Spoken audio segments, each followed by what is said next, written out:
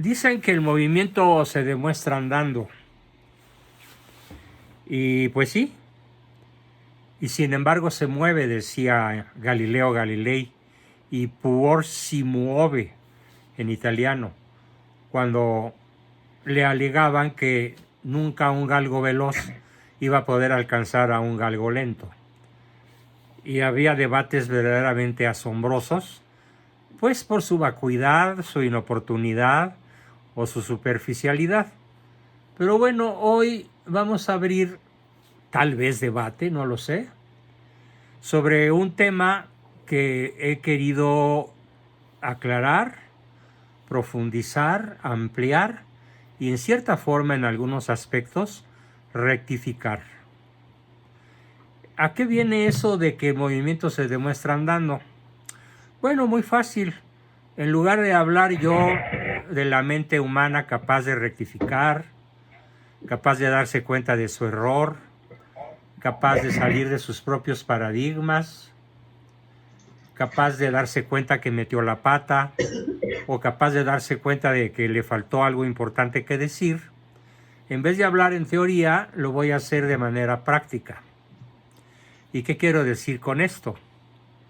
Lo que quiero decir es que me veo obligado, por mi ética profesional, por mi amor a la verdad, por mi nobleza con ustedes, por mi responsabilidad profesional con mis grupos, me veo obligado a varias cosas, que no son, a final de cuentas, nada agradables, pero viéndolas a fondo sí lo son. Porque como decía Sócrates, sí soy tu amigo, pero soy más amigo de la verdad. Entonces, este amigo de ustedes tiene que ampliar, tiene que profundizar, tiene que ratificar, pero también tiene que rectificar algunas de mis observaciones hechas semanas atrás sobre la muy llevada y traída carta del Papa Francisco I, que se llamó Fiducia Supplicans. Se llama, porque por ahí anda todavía corriendo por el ancho mundo. ¿A qué me refiero con lo que hoy voy a hacer? Bueno, hay que ensanchar lo que dije, pero también hay que profundizarlo. También hay que ratificar algunas cosas que son válidas, que son perennes, que son incuestionables, y también hay que rectificar algunas cosas que probablemente no fueron dichas con el mayor conocimiento posible. Desde ese día por la noche y al día siguiente sobre todo, me di a la tarea de estar consultando a las grandes mentes que se han pronunciado de diferente manera sobre este documento, Fiducia Supplicans, y he encontrado que al pueblo de Dios, en general, no le ha gustado nada lo que dice la carta de Fiducia Supplicans en muchos de sus párrafos y en algunos de sus contenidos aparentemente más importantes. Entonces, este es un mensaje para que todos nosotros, siguiendo el ejemplo que pretendo darles, para que todos nosotros en su momento seamos capaces de hacer lo mismo. Es decir, rectificar, ratificar, corregir, aumentar, profundizar sobre alguna opinión que hayamos dado en el ámbito familiar, en el ámbito privado, en el ámbito político o en cualquier aspecto de nuestra vida. Bien, quiero comenzar entonces por hacer una ratificación. Y por ratificación, espero que todos entiendan el término, una ratificación de un texto o una ratificación de una idea consiste en volver a decir lo mismo que ya se dijo, pero con más vigor. ¿Cuál es la ratificación? La ratificación es algo que ya dije en mi primera participación sobre este peliagudo, difícil y a veces escandaloso tema. Y es que no hay en todo el documento ninguna afirmación contraria a la doctrina católica sobre el matrimonio. O sea, desde el punto de vista literal, no vamos a encontrar ninguna afirmación contraria al magisterio de la Iglesia sobre el matrimonio. Pero, bueno, eso queda ratificado. Lo dije así, lo vuelvo a decir así. Pero ¿dónde viene la profundización? ¿Dónde viene la ampliación? ¿Dónde viene incluso una rectificación? Bien, me voy a desenvolver a continuación. Si bien no creo tener fuerza suficiente para una sesión muy larga, porque desgraciadamente me dio esa cosa que se llama córrele que te alcanza, chorrillo o diarrea, mejor dicho, y no he logrado detenerla. Así que se me atraviesa por aquí un asunto de salud que espero que no me interrumpa la exposición, cuando menos. Bueno, el punto es que muchos obispos, es mucho más de la mitad de los obispos y cardenales, han expresado su preocupación, y muchos obispos han expresado incluso su desacuerdo o rechazo al documento. ¿Por qué? Y aquí está el principal argumento que dan y que lo tengo que hacer mío. ¿En función de qué? En función de que quienes lo dicen, pues literalmente saben más que yo.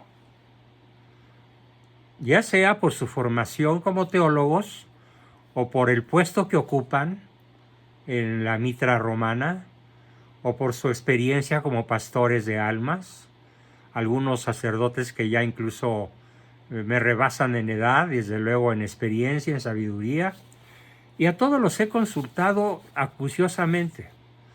Puedo decir sin temor a equivocarme que desde la semana que toqué por primera vez este tema hasta el día de hoy no ha sido menor un paquete de 2 horas promedio diarias las que he dedicado a profundizar, ampliar, matizar y conocer mejor para poder opinar mejor este documento de Fiducia Supplicans.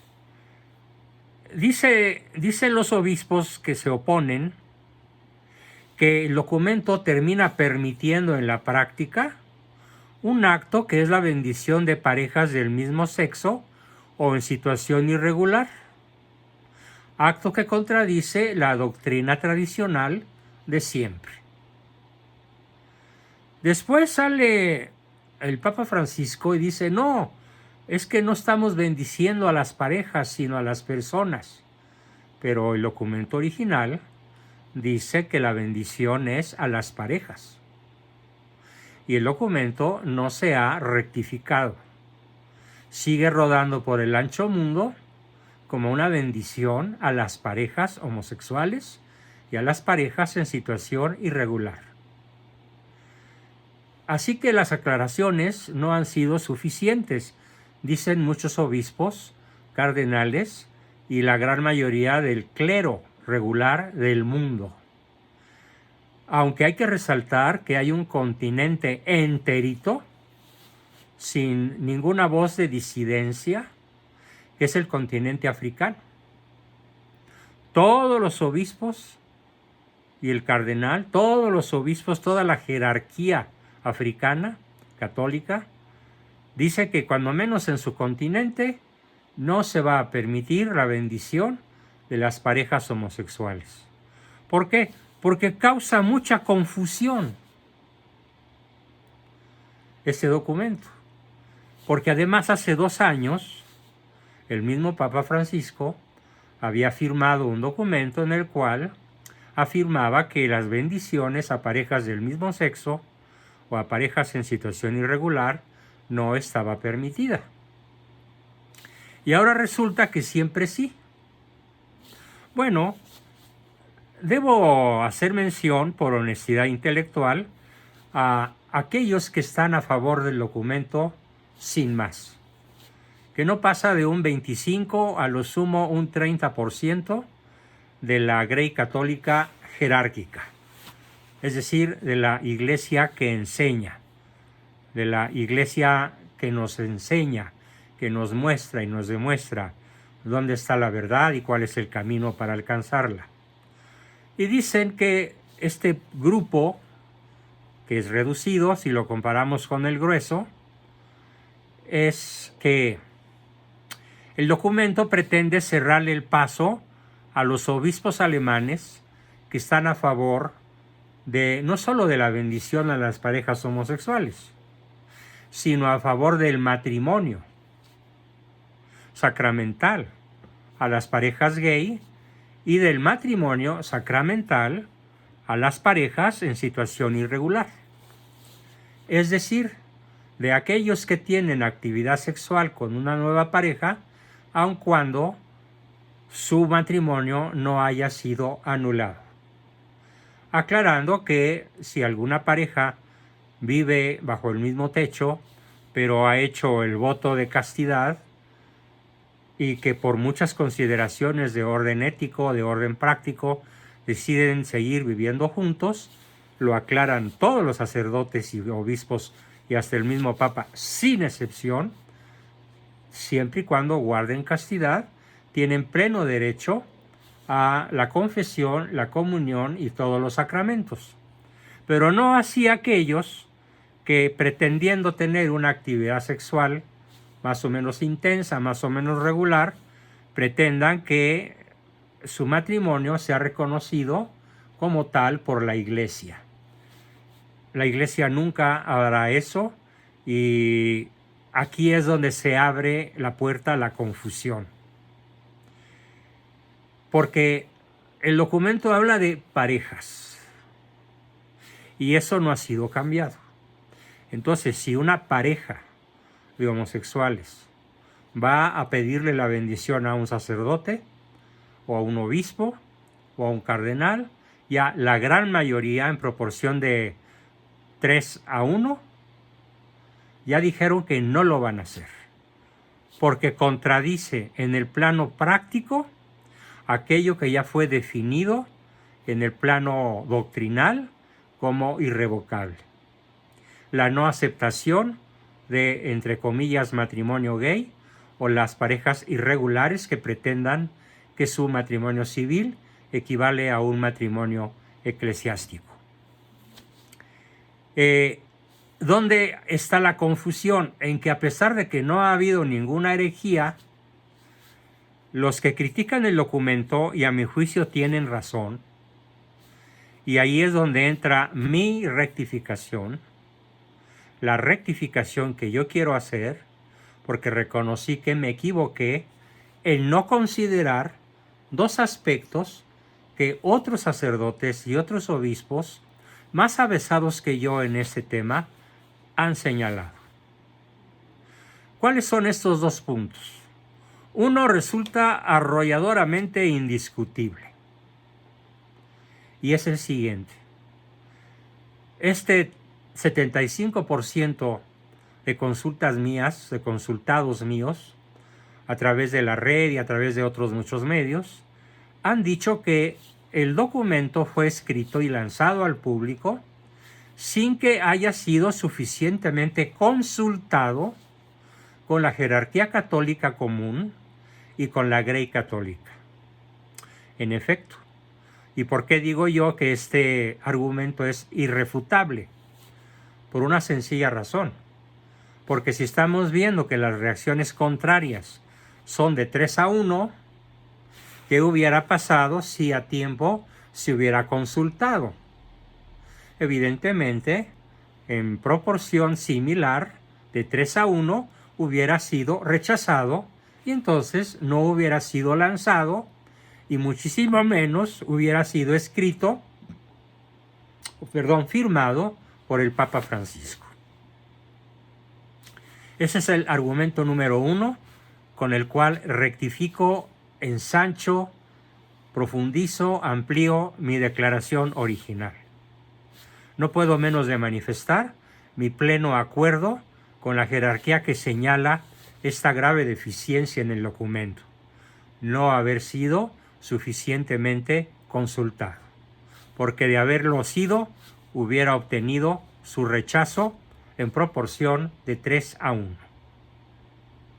El segundo argumento, tal vez no tan contundente como el anterior, pero que a mí en lo personal me ha conmovido, y además de que me ha conmovido, me ha hecho reflexionar profundamente en mi propia práctica profesional. Fíjense, les platico cuál ha sido mi práctica profesional prácticamente desde que empecé.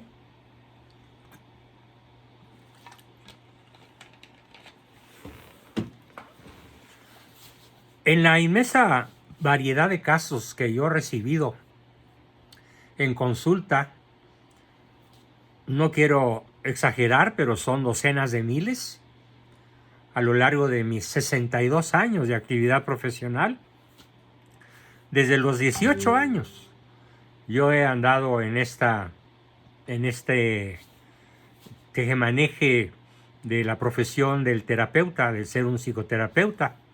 Bueno, desde entonces, desde mis 18 años, guiado por el ejemplo de un extraordinario sacerdote que fue mi confesor, mi maestro en psicopatología y en historia de la psicología en la Universidad Iberoamericana. Me refiero a un santo y sabio sacerdote que ya murió. Cuando yo tenía 18 años, él tenía 45, o sea que ya pasa de los 100 años si estaría vivo. Él me decía: Juan Bosco, nunca dejes a tus pacientes de recomendarles de viva voz, de sugerirles subrepticiamente o de invitarlos con claridad o con palabras estratégicas a que, si son católicos o cuando menos bautizados, recurran a la gracia de los sacramentos. Y entonces invariablemente a mis pacientes les he preguntado: ¿cuánto hace que no te confiesas? ¿Cuánto hace que no comulgas? ¿Cuánto hace que no vas a misa? ¿Cuánto hace que no tienes una guía espiritual? Pero sobre todo, ¿cuánto hace que no te confiesas y que no vas a la Eucaristía? ¿O que no asistes a misa? Y el padre Soto me recomendaba muchísimo esto porque decía, y a medida que fui adquiriendo más experiencia, fui constatando la rotunda veracidad de estas palabras. Porque sin Cristo y su gracia no somos capaces ni siquiera de un buen pensamiento, ni siquiera de una buena acción que esté ordenada a nuestra salvación eterna.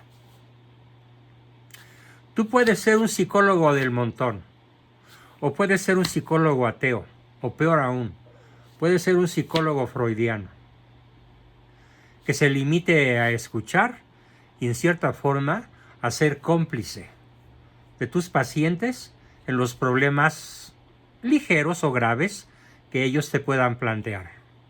Pero si quieres llegar al juicio final con buenas calificaciones ante el juez supremo,ínstalos a acogerse a la gracia de Dios. De diferentes modos, con diferentes palabras, con diferentes exhortaciones, a veces con astucia, a veces de manera velada o subrepticia, a veces de manera franca y contundente, dependiendo de las circunstancias, dependiendo de la personalidad y dependiendo de la sensibilidad o del grado de maduración o de equilibrio emocional de la persona con la que estés tratando o a la que estés tratando como paciente tuyo. Y bueno, puedo decir con mucho orgullo que invariablemente he seguido esa instrucción de mi queridísimo, y espero que esté en el cielo, padre jesuita, don Raúl Soto, que fue mi maestro durante mis años de estudio en la Universidad Iberoamericana y después algunos años más, mientras él pudo enfrentar problemas de salud, mi consultor en muchísimos temas puntuales a los que yo acudía físicamente a la universidad, en una época en la cual pues no teníamos la ventaja que ahora tenemos del Zoom, del Internet y del correo electrónico. Bueno, ¿y a qué me refiero entonces? Como un error que señalan 3 de cada 4 personas de la jerarquía del clero regular y de algunas órdenes, sobre todo los franciscanos, son los que han sido los más críticos. Y también entre los jesuitas, salvo un tal James Martin, del cual hablaré dentro de un ratito, porque es uno de los que más confusión ha causado. Bueno, me refiero a que la fiducia supplicans no tiene ninguna exhortación al arrepentimiento. Si yo te bendigo a ti, persona homosexual, suponiendo que la bendición sea a la persona y no a las parejas, pero repitiendo que la carta dice que es para parejas. Yo los bendigo. In nomine Patris et Filii et Spiritus Sancto. Vayan en paz, hijos míos, el Espíritu Santo los guíe y los ilumine. Pero no hay en la carta ningún párrafo dedicado a ninguna exhortación que se parezca a las que yo hago. No puede ser más activo en el proceso de evangelización un laico que el Papa. Por Dios. Entonces, ¿dónde está la falla? En que, leyendo varias veces el documento, no hay ninguna exhortación a la confesión, a la rectificación, al arrepentimiento, a que dejen su vida irregular y la regularicen, ya sea mediante el acto de castidad, la promesa de castidad, en el caso de las parejas irregulares, ya sea en el caso de separación física sexual y abandono de la práctica homosexual de la pareja homosexual. No hay nada que se parezca en toda la carta y ustedes lo pueden constatar. Si gustan, si no la tienen, se las puedo reenviar completita.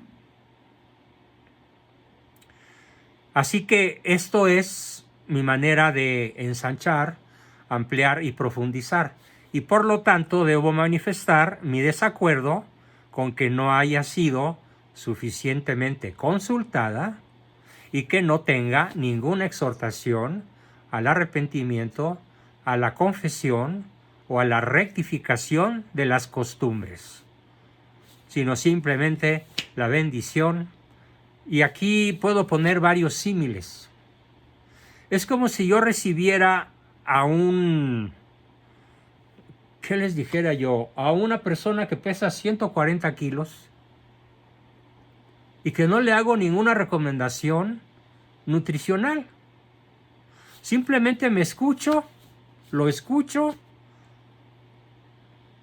me conduelo de su sobrepeso, pero no le digo que suprima, por ejemplo, los carbohidratos al menos en una proporción notable. No le pido que no consuma azúcares. No le pido que deje el pan y las tortillas o que coma ínfimas cantidades de pan y tortilla, sobre todo de pan. De pedida que vaya con un nutriólogo. O vaya de pedida que muy bien que vaya con un nutriólogo.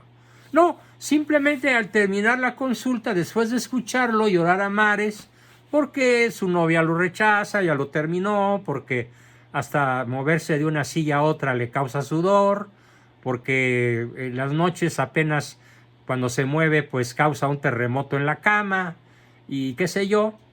En vez de decirle, de hacerle una exhortación a que cambie sus malos hábitos por buenos hábitos, le doy un abrazo y le digo, te espero la próxima semana a la misma hora y azótate con tus 2,000 pesitos de la consulta. A esto equivale el no hacerle una exhortación al sobrepeso. Y ahora aquí no estamos hablando de sobrepeso, estamos hablando de algo repugnante a los ojos de Dios, que es la relación homosexual. de la cual San Pablo decía, nec nominetur in vobis, ni se menciona entre vosotros. Y escribe cosas terribles. No alcanzarán el reino de los cielos, ni las prostitutas, ni los adúlteros, ni los homosexuales, y con esto ya se llevó de corbata la carta entera de Fiducia Supplicans, porque no hace ninguna aclaración pastoral. Aunque es verdad que no tiene errores que puedan ser tachados de herejía. Otro ejemplo que me llamó mucho la atención es el que da un laico no católico, protestante, y un tanto agresivo con la Iglesia Católica.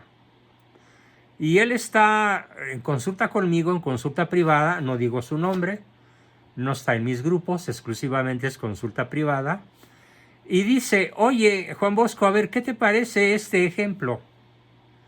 Que yo recibo a un sicario y le doy la bendición en cuanto sicario, y no lo exhorto a dejar el sicariato. Simplemente le doy la bendición sabiendo que va a ir a matar a una persona, o sabiendo que su vida de sicario lo va a llevar a que en cuanto lo mande llamar el jefe, el boss, va a ir a matar a una persona. Simplemente le doy la bendición, yo cura, yo sacerdote, yo obispo, y lo dejo ir con la bendición sin hacerle ninguna exhortación para que deje de matar, para que deje de asesinar. Bueno, pues, tal como está escrita la Fiducia Supplicans, nos deja esa impresión. Y esta es la queja de multitud de obispos, sacerdotes. Debo aclarar que la Conferencia Episcopal Mexicana, su primer documento sobre el tema fue a favor. Pero yo quiero saber qué va a pasar con la Conferencia Episcopal Mexicana cuando sigan recibiendo fuertes críticas venidas desde el Vaticano. Por ejemplo, por Monseñor Viganó y otros cardenales de altísima categoría que le están diciendo al CEM mexicano, a la Conferencia Episcopal Mexicana, que su declaración puede estar causando confusión. Y le explican por qué. Cito textualmente el texto. Porque no se puede bendecir sino aquello que esté conforme con la voluntad de Dios y manifestada en la enseñanza de la Iglesia. Y para los que obviamente no son católicos, aclarar que son las enseñanzas de la Sagrada Escritura que se basan en algo que está en contra de la Escritura. Si se basa la bendición en algo que está en contra de la Escritura, tampoco puede ser bendecido, y eso ya es un criterio claro. Así que las bendiciones se celebran,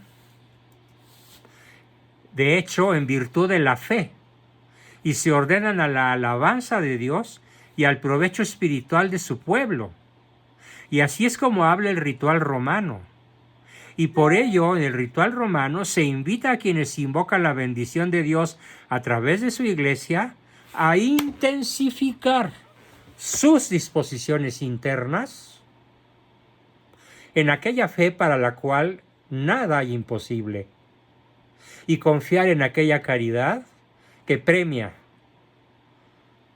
que Dios premia al que guarda sus mandamientos por el temor de ofender a Dios, y eso es definitivamente contundente. Las bendiciones, sin excepción, deben pues celebrarse como un acto de fe y como una alabanza a Dios y por el provecho espiritual de su pueblo, tal como lo señala el ritual romano. Y por ello, desde el ritual romano, se invita a quienes invocan la bendición de Dios a través de la Iglesia, es decir, a los homosexuales y a los irregulares, a intensificar sus disposiciones internas para vivir aquella fe para la cual Dios tiene reservada la gloria. Cosa que no hace en ningún párrafo, y me tardé unos días en darme cuenta, no hace esta alusión en ningún párrafo el documento Fiducia Supplicans. Bueno, pues en términos, déjenme ver si hay algo más que añadir. Sí, el no bendecir situaciones contrarias a la voluntad de Dios es un ámbito válido en el ámbito litúrgico, pero dicen los obispos críticos, sobre todo en el ámbito pastoral. ¿Por qué? Porque lo pastoral consiste en llevar a la gente a la vida eterna. O sea, la doctrina marca las ideas, la doctrina marca el deber ser, pero la pastoral, su misma palabra lo dice, es conducir con el cayado, conducir a las ovejas a llevarlos a la vida eterna. Y no puede haber, dicen estos obispos disidentes de la carta, no puede haber una verdadera pastoral dando algún signo al pecador de que Dios podría estar de acuerdo con su pecado. Porque eso sería engañarlo, y entonces en vez de ser pastoral, causaría, como de hecho lo ha causado, una profunda confusión. Dos cosas más para demostrar la confusión causada. James Martin, el jesuita progre, LGTB, disidente, pero sumamente aclamado en toda Europa, inmediatamente se apresuró y ha dado docenas de bendiciones a parejas irregulares y homosexuales. Y ellos han dicho que han salido reconfortados, animados y complacidos con la apertura de la Iglesia a una nueva doctrina, a una postura en la cual deja de ser la Iglesia un juez severo, un timonel rígido, una luz en el horizonte que no se mueve. Con esas triples palabras, quienes ha bautizado, quienes ha bendecido James Martin, lo han aclamado y por supuesto la cola para que él le siga dando bendiciones, ya le da la vuelta a su parroquia. Qué triste, pero así es. Y la otra es que uno de los altos personajes de la curia romana, de los que rodean al Papa Francisco, ya dijo que por fortuna muy pronto veremos que en San Pedro, en la Basílica de San Pedro, se estarán dando bendiciones a parejas homosexuales y a parejas irregulares. Yo quiero saber, más bien no quiero saber el escándalo, la confusión que esto va a causar. De hecho, tengo un amigo, un alumno protestante, que después de ver todo esto dijo: Juan Bosco, yo voy a seguir con mi fe, no me pidas que sea un católico, y menos con el Papa que ahora tienen. Lo entiendo, no estoy de acuerdo con él, su argumento no es suficiente, pero entiendo su confusión, entiendo su desencanto. Y espero que cuando él escuche esta profundización, esta ampliación, esta ratificación y esta rectificación que hago de mi mensaje inicial sobre el tema, lo conmueva lo suficiente para que decida regresar a vivir de mano conmigo su proceso de conversión, en el cual ya iba bastante adelantado. Lamento mucho que...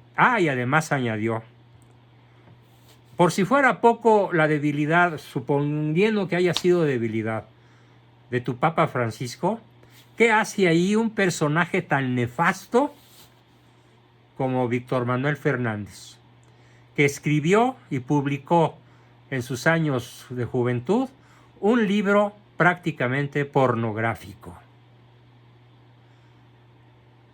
El Cristo místico sensual. Así, con esas palabras. Para no dejar nada a la imaginación y poder tener argumentos suficientemente válidos a la mano, decidí bajar el libro y leerlo. Créanme que me causó náuseas. Había una madame muy famosa, cuyo nombre no recuerdo, pero que escribía libros pornográficos y se vendían en Sanborns como pan caliente. Y en alguna ocasión, guiado por el subtítulo, lo compré por pura curiosidad y después, cuando vi de qué se trataba, pues tuve que tirarlo a la basura. Bueno, el libro de Víctor Manuel Fernández, el segundo de a bordo del Vaticano. Al leerlo me causó náuseas. Me causó un rechazo profundo.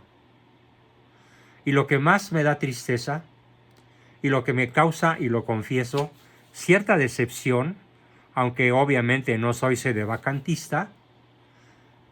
¿Y por qué no lo soy? Porque el Papa no escribió, no estampó su firma en un documento que pueda ser considerado como parte de su magisterio infalible. Se cuidó, no lo hizo.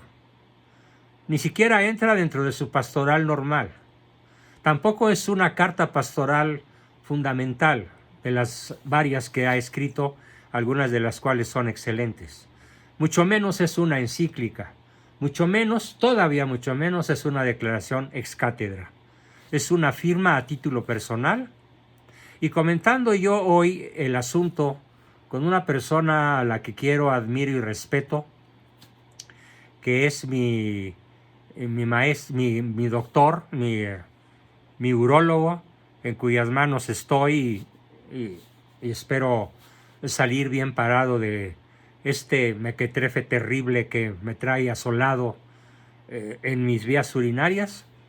Él me dijo: Juan Bosco, yo estoy seguro de que el Papa Francisco está cooptado, está amenazado. Algo le saben de su juventud y le impusieron al cardenal Víctor Manuel Fernández. No encuentro otra explicación más plausible, más inteligente, más probabilística para explicar por qué el Papa no le da un zapotazo a Víctor Manuel Fernández y lo calla, el tal Tucho Fernández.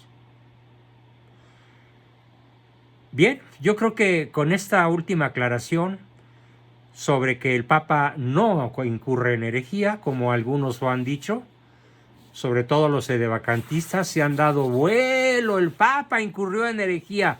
No, señores. La herejía es algo muy serio, muy formal, y para ser herejía tiene que ser declarado ex cátedra. Es decir, el Papa en cuanto vicario de Cristo y declarar que lo dice en cuanto vicario de Cristo. El Papa en todo su papado no ha hecho ninguna declaración ex cátedra. Y espero que se retire del su puesto antes de que se le ocurra hacer alguna parecida a las cartas que ha escrito, sobre todo firmado, como esta última. Bueno, yo estoy seguro de que el Espíritu Santo le impedirá hacerlo.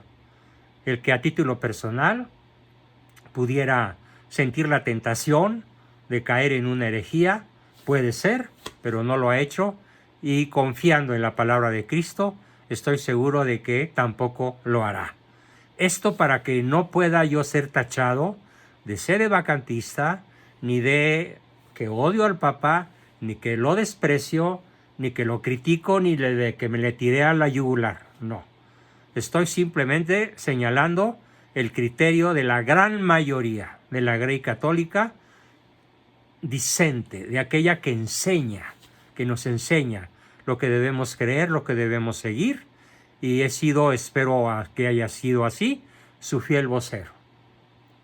Bien, y entonces pues espero haberles dado con toda sencillez, con toda humildad, con toda seguridad, una lección en vivo y a todo color de que cuando uno reconoce que se equivocó, que cuando uno reconoce que no fue completa la explicación, que cuando uno reconoce, como es mi caso, que dejé de decir dos cosas importantísimas o tres, entonces hay que decirlas en honor a la verdad. ¿Por qué? Porque prefiero conservar la amistad de Dios que la amistad de la gente que me sigue o que me rodea. Bien, espero haber sido suficientemente claro, y si no, pues para eso tenemos a continuación un breve periodo de preguntas y respuestas. Afortunadamente parece que mi azote gastrointestinal empezó a ceder, así que creo que puedo hacerlo. Adelante, por favor. Pauso y continuamos. Recording stopped. En lo que vuelve a arrancar, Recording in un progress. resumen de todo esto.